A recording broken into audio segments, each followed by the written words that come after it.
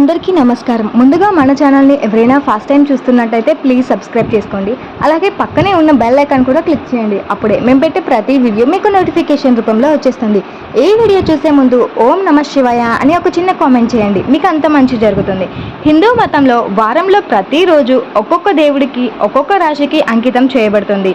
ఈ నేపథ్యంలో సోమవారం శివుడికి చంద్రుడికి అంకితం చేయబడింది. సోమవారం శివుడికి పూజ చేయడంతో పాటు కొన్ని చర్యలు తీసుకోవడం వల్ల ఆర్థిక వృత్తి సంబంధిత సమస్యల నుంచి ఉపశమనం పొందుతున్నారు. సోమవారం కొన్ని పరిహారాలు చేయడం వలన శుభ ఫలితాలను పొందవచ్చు. ఈ సోమవారం రోజున చేయవలసిన పరిహారాల గురించి ఇప్పుడు మనం తెలుసుకుందాం. సోమవారం జ్యోతిష్య శాస్త్రం మతపరమైన దృక్కోణంలో చాలా ప్రత్యేకమైన రోజుగా పరిగణించబడుతుంది. ఎందుకంటే ఈ రోజు త్రిమూర్తులలో లయకారుడైన శివుడికి అంకితం చేయబడింది. దీనితో పాటు సోమవారం చంద్రుడికి సంబంధించిన రోజు కూడా. జ్యోతిష్య శాస్త్రంలో చంద్రుడిని మనసు భావోద్వేగాలకు కారణంగా పరిగణిస్తారు. ఈ శాస్త్రంలో సోమవారం రోజున తీసుకోవాల్సిన కొన్ని ప్రత్యేకమైన పరిహారాల గురించి తెలుసు. సోమవారం రోజున ఈ పరిహారాలు చేయడం వల్ల జీవితంలో సానుకూలత, విజయం, స్థిరత్వం లభిస్తాయి. అలాగే గ్రహాల స్థానం కూడా బాగుంటుంది. మీరు కూడా మీ జీవితంలో ఆనందం, శాంతి, శ్రేయస్సు కోరుకుంటే సోమవారం రోజున ఖచ్చితంగా ఈ పరిహారాలు ప్రయత్నించండి.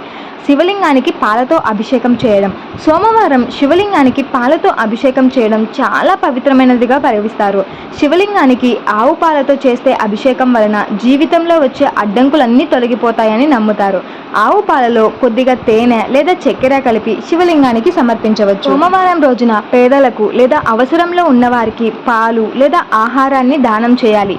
ఇలా చేయడం వల్ల జాతకంలో చంద్రదోషం ఉంటే చంద్రుని శుభ ప్రభావం పెరుగుతుందని నమ్ముతారు. అలాగే నవగ్రహాల చెడు స్థానం కూడా మెరుగుపడుతుంది. సోమవారం రోజున ఖచ్చితంగా శివలింగానికి బిల్వపత్రాలను సమర్పించండి.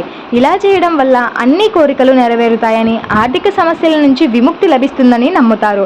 అలాగే శివయ్యకు బిల్వపత్రాలు వేసిన నీటిని సమర్పించడం వలన ఇంట్లో ఎప్పుడూ ఆర్థిక సంక్షోభం ఉండదు. చివరిది సోమవారం రోజున ఉపవాసం ఉండటం. సోమవారం ఉపవాసం ఉండటం అత్యంత ముఖ్యమైనది. అలాగే ఆర్థికంగా ప్రయోజనకరమైనదిగా కూడా పరిగణించబడుతుంది. అంతేకాకుండా ఈ రోజున ఉపవాసం ఉండటం వల్ల శరీరం, మనస్సు శుద్ధి అవుతాయని నమ్ముతారు.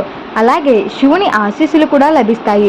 సోమవారం ఉపవాసం ఆర్థిక సంక్షోభం, మానసిక ఒత్తిడి, అలాగే ఆరోగ్య సమస్యల నుంచి కూడా ఉపశమనం కలిగిస్తుంది.